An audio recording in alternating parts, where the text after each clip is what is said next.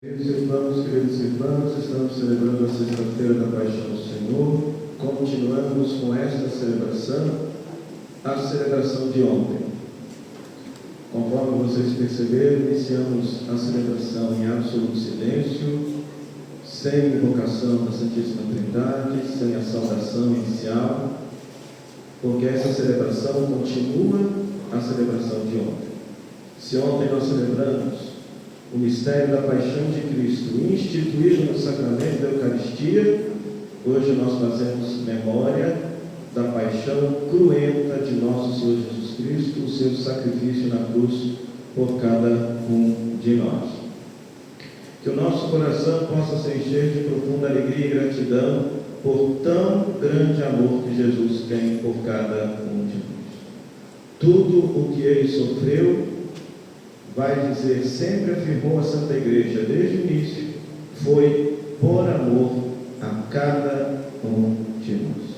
Em cada ferida, no corpo santíssimo de Jesus, está um sinal do seu profundo amor por cada um de nós, para a nossa salvação, para a nossa redenção.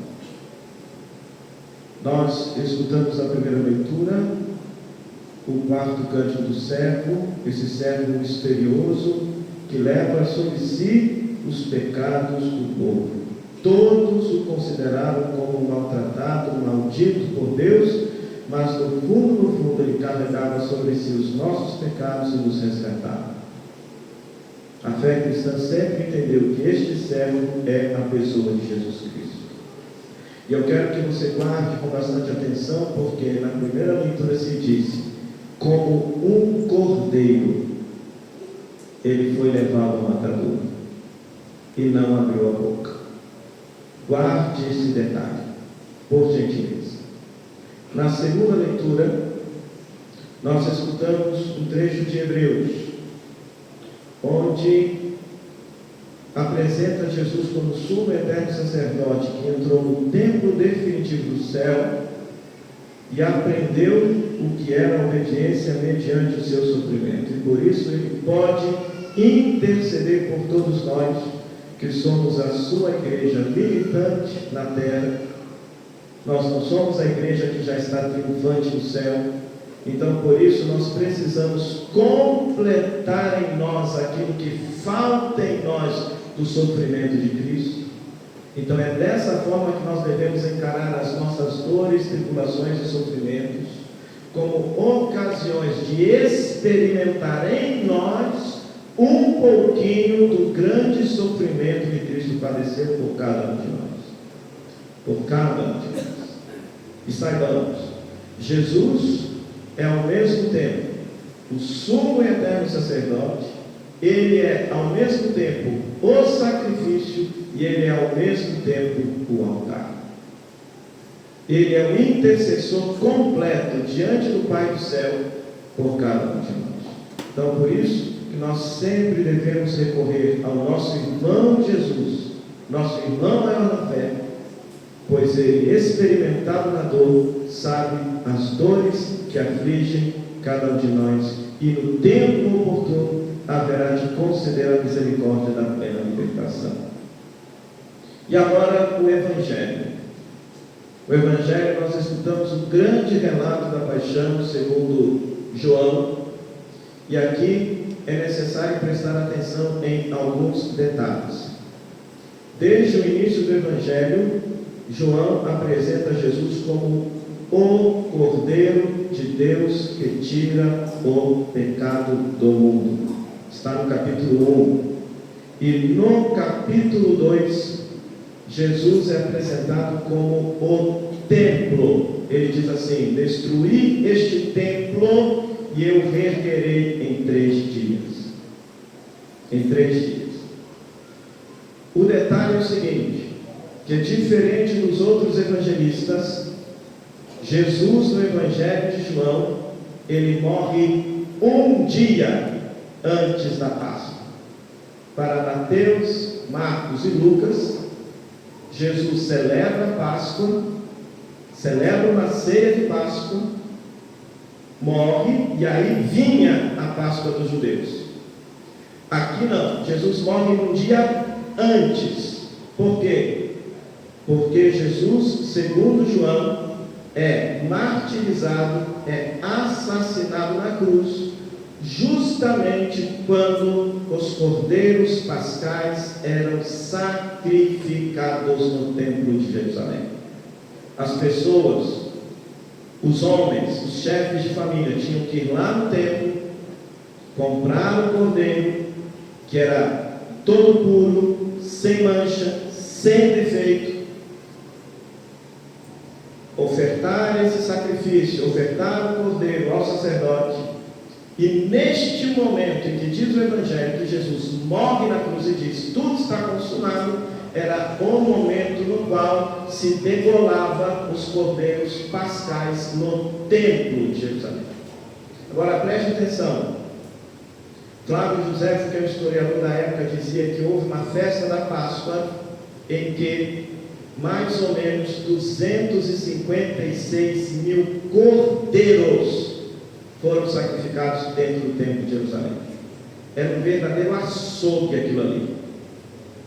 Flávio José dizia que os sacerdotes ficavam com sangue até mais ou menos aqui na altura do calcanhar, dentro do templo.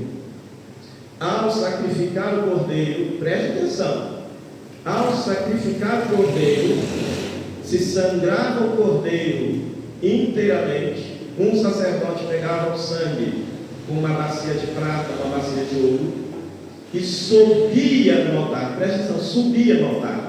Quando a gente fala altar, para muitos de nós a gente imagina uma mesinha assim, petitinha, mas o altar no templo de Jerusalém não era assim. Era um altar de 3,5 metros de altura. Era um bloco de bronze de 6 metros de cada lado. Tinha uma rampa. O sacerdote tinha que subir por essa rampa e jogar o sangue lá em cima. Era tanto sangue, que eles tiveram que fazer um dreno pelo altar para que o sangue pudesse escorrer, encontrar com uma fonte que ficava do lado direito do templo, e aí, por esses furos ao lado direito do templo, escorria o sangue e a água de dentro do templo de Jerusalém, para escorrer todo esse sangue dos cordeiros pascais que eram sacrificados. Alguma semelhança com o Evangelho? Quando Jesus foi sacrificado, o que saiu do lado direito de Jesus? Sangue e água.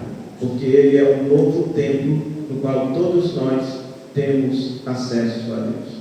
Qualquer judeu cristão que escutasse essa narrativa no primeiro século entendia direitinho que Jesus era o novo templo, porque eles viam no templo de Jerusalém, do lado direito do templo, correr de fato um rio de sangue e água dos cordeiros pascais que eram imolados lá dentro. Mas ainda tem mais. Depois que se sangrava o cordeiro, eles atravessavam o cordeiro com uma vara lateral e suspendiam esse cordeiro na vara para esfolar o cordeiro, que tirar a pele do cordeiro, a lã do cordeiro. Se por acaso a festa da Páscoa coincidisse com o sábado, eles não podiam transpassar numa vara, então 2 homens seguravam o cordeiro no alto para que o sacerdote esfolasse o cordeiro, tirasse toda a pele do cordeiro. Por acaso lembra alguma coisa que aconteceu com o nosso Senhor? 2 coisas. Nosso Senhor foi flagelado, teve sua pele completamente arrancada por 39 chibatadas. A gente sabe até quantas chibatadas foram, porque sabia-se que na época o ser humano aguentava 39 chibatadas no máximo. 40 o condenado falecia. 39 chibatadas, ferindo e esfolando o corpo de nosso Senhor inteiro. E nosso Senhor também, o nosso Cordeiro Pascal também foi levantado ao lado de 2 homens, como os cordeiros pascais eram levantados lá no templo de Jerusalém. Ele é o novo Cordeiro de Páscoa. Ele é o verdadeiro Cordeiro de Páscoa. E vocês se recordam, o Cordeiro de Páscoa era aquele que nos protegia do anjo, aquele que nos protege do anjo da morte. Mas tem mais. Depois que se fazia todo esse processo, então o homem levava o cordeiro, que já estava varado por essa vara transversal, para a sua casa. E este cordeiro não podia tocar em absolutamente nada, senão ele ficava ritualmente impuro para a celebração da Páscoa. Então, qual era o jeito de assar esse cordeiro sem encostar em absolutamente nada? Ou eles faziam uma espécie de uma fogueira no chão, e como o cordeiro estava varado com uma vara horizontal, eles enfiavam uma vara da boca do cordeiro até atravessar. O cordeiro era crucificado. Hoje nós sabemos disso, tem pesquisas que mostram isso. O cordeiro pascal era crucificado para ser assado. Precisa dizer mais alguma coisa?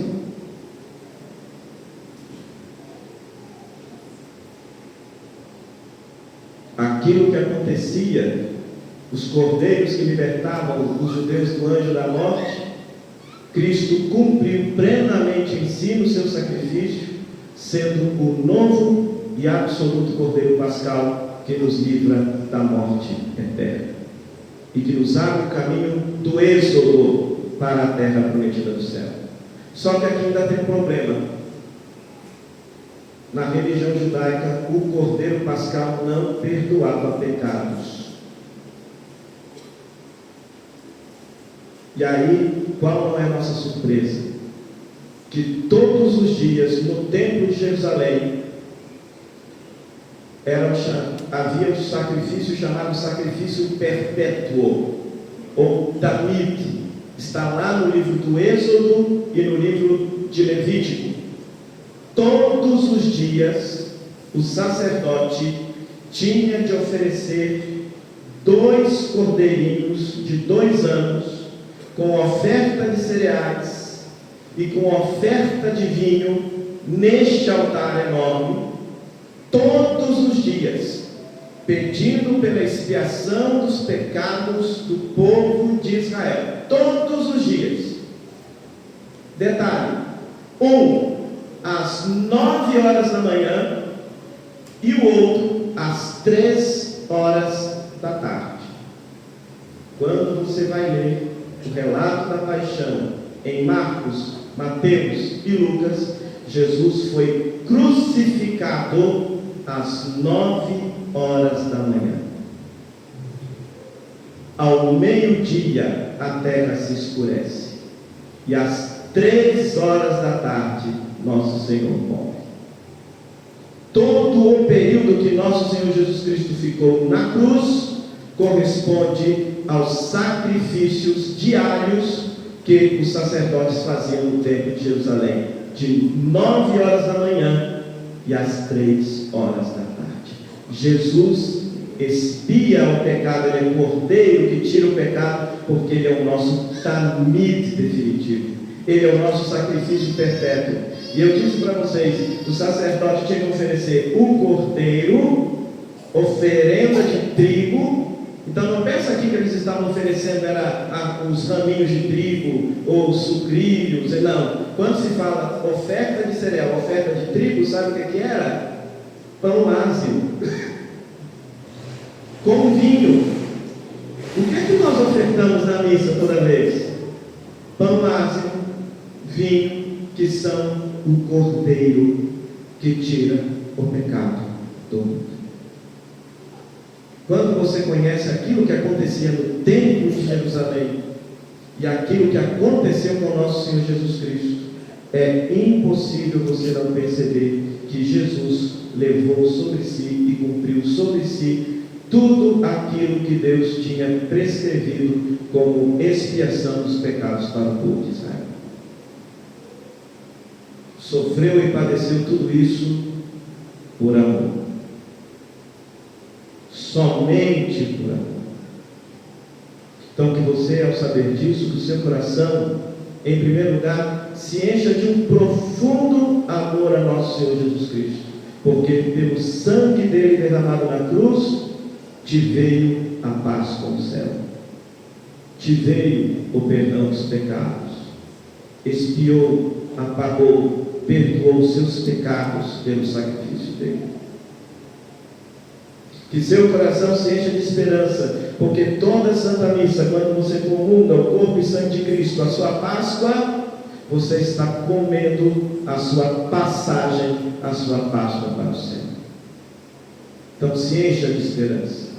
E mais, que seu coração se encha de profundo amor e gratidão a Jesus. Porque, repito mais uma vez, se existisse somente você no mundo, Jesus se sacrificaria, entregaria a vida dele, somente para poder salvar. Louvado seja nosso Senhor Jesus Cristo. Assim seja louvado.